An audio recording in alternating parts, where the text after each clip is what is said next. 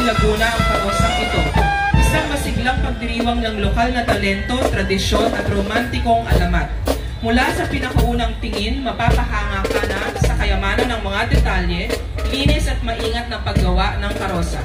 Ang katawan ng karosa matibay na nakabalot sa kusot ng niyog, sumisimbolo sa yabong ng agrikultura at likas na yaman ng Cavinti. Sa ibabaw nito, libo-libong hibla ng pandan. Ang pandan na siyang tatak ng pagsusumikap ng mga maglalala ng mamamayan ng Cavinti.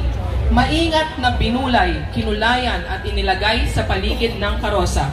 Ang kisame naman ay pinalamutian ng hibla ng bunot na nagsisilbing lumot na nagdaragdag ng isang misteryoso at kakaibang elemento.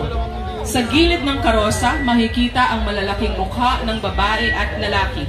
Sila ay ang mga magkasintahan noon na nagngangalang Magda at Pio.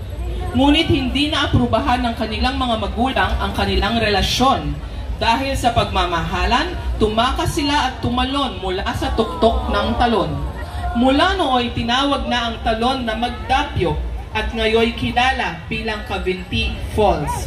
At sa unahan, ang logo ng bayan ng Cavinti ay matagumpay na inilagay na nagpapakita ng pagmamalaki at pagkilala sa isang progresibong bayan. Tampok sa likas na yaman, kultura at ganda ng mamamayan.